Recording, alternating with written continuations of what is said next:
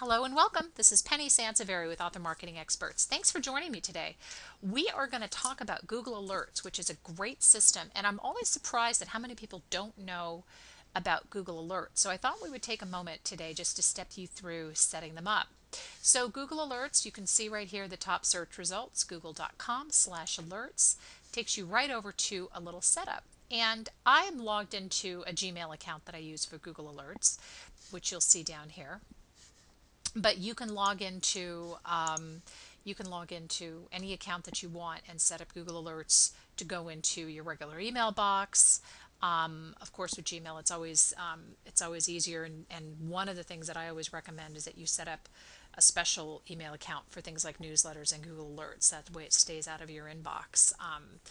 And Google Alerts works in that it will help you to follow particular news items related to a search term. So one of the things that I always like to do is make sure that I'm following or tracking anything that pops up online on a marketing expert, which is our URL.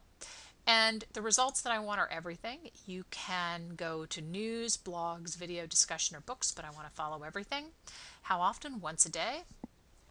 Only the best results. I tend to just want to get the top results because sometimes, especially if your keyword is a little general, you may end up getting a whole bunch of Google alerts, which you really want to try to avoid.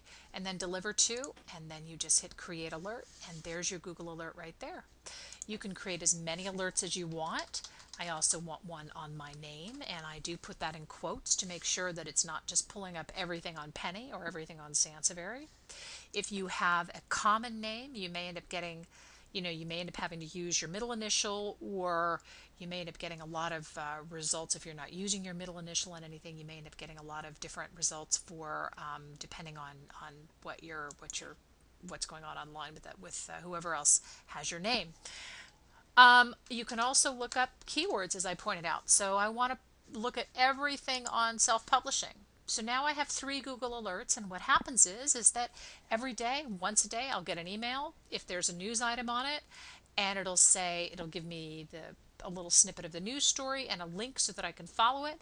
And I do save all these, especially as it relates to our URL or my name, because you want to save all your news items.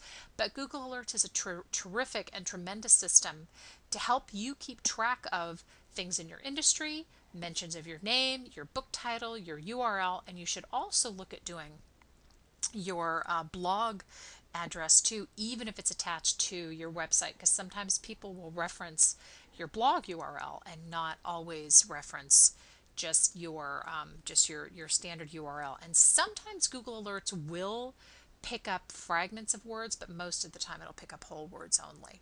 This is Penny Sansevieri, and I'm with Author Marketing Experts, and very glad you tuned in today. Thanks so much.